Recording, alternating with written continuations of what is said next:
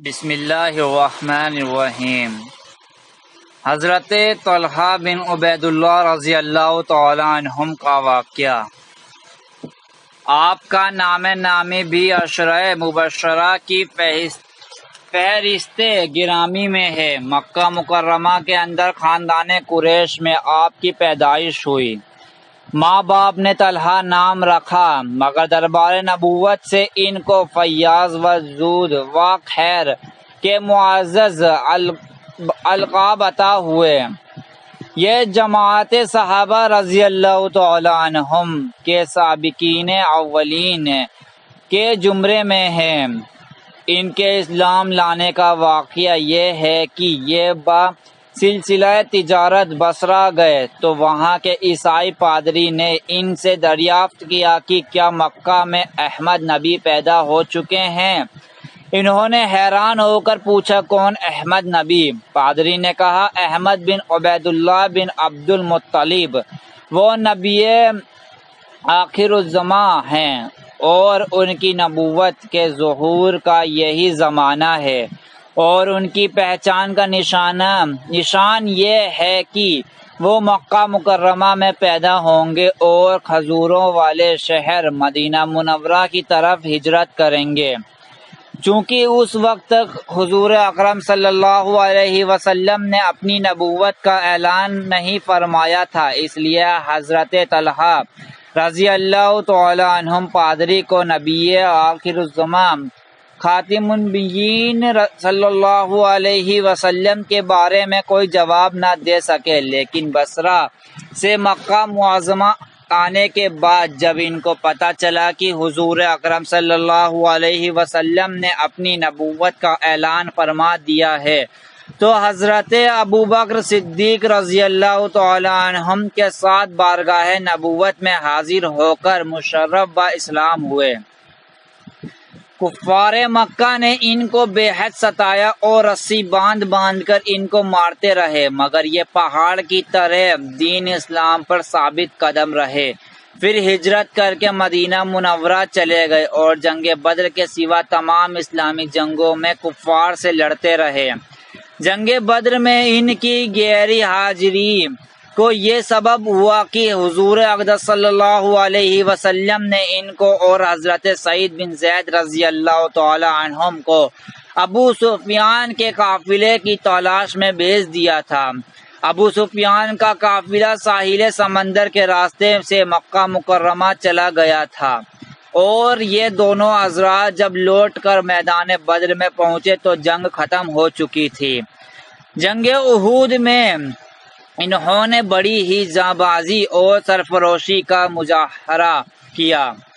حضور اقدس صلی اللہ علیہ وسلم کو کفار کے حملوں سے بچانے میں چونکہ یہ تلوار اور نیزوں کے بوچھاڑ کو اپنے ہاتھ سے روکتے رہے، اس لیے آپ کی انگلی کٹ گئی اور ہاتھ بالکل شل ہو گیا تھا، اور ان کے بدن پر تیر تلوار اور نیزوں کے 75 زخم لگے۔ ان کے فضائل و مناقب کے چند حدیثیں بھی وارد ہوئی ہیں۔ جنگ احد کے دن جب جنگ رک جانے کے بعد حضور اکرم صلی اللہ علیہ وسلم چٹان پر چڑھنے لگے تو لوہے کی زرق کے بوجھ کی وجہ سے چٹان پر چڑھنا دشوار ہو گیا۔ اس وقت حضرت طلحہ رضی اللہ تعالی عنہم بیٹھ گئے اور ان کے بدن کے اوپر سے گزر کر حضور اکرم صلی اللہ علیہ وسلم چٹان پر چڑھے اور خوش ہو کر فرمایا، طلحہ نے اپنے لیے جنت واجب کر لی۔ اسی طرح حضور اکرم صلی اللہ علیہ وسلم نے یہ بھی فرمایا، زمین پر چلتا پھرتا شہید طلحہ ہے۔ 20 جمادی الاخری 36 ہجری میں جنگ جمل کے دوران آپ کو ایک تیر لگا اور آپ 64 برس کی عمر میں شہادت سے سرفراز ہوئے۔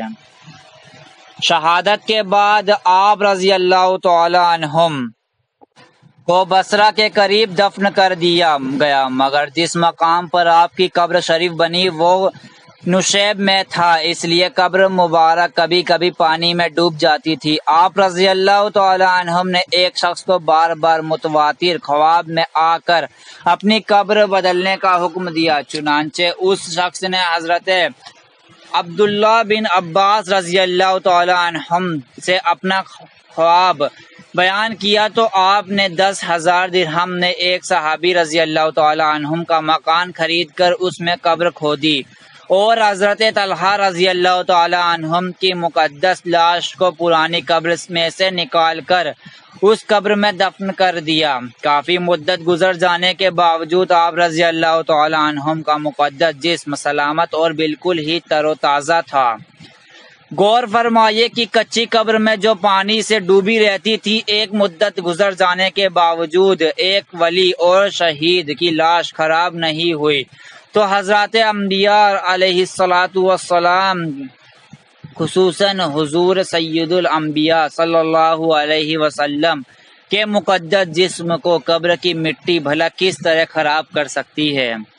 یہی وجہ ہے کہ حضور اکرم صلی اللہ علیہ وسلم نے ارشاد فرمایا، اللہ تعالیٰ نے انبیاء علیہ السلام کے جسموں کو زمین نے حرام فرما دیا ہے کہ زمین ان کو کبھی کھا نہیں سکتی۔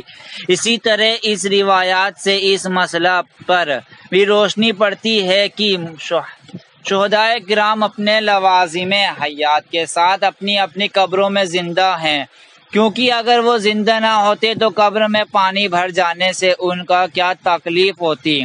اسی طرح اس روایات سے یہ بھی معلوم ہوا کہ شہدائے کرام خواب میں آ کر زندوں کو اپنے احوال و کیفیات کے مطالعہ کرتے رہتے، کیونکہ خدا تعالیٰ نے ان کو یہ قدرت عطا فرمائی ہے کہ وہ خواب میں آ کر بیداری اور اپنے قبروں سے نکل کر زندوں کے ملاقات اور گفتگو کر سکتے ہیں۔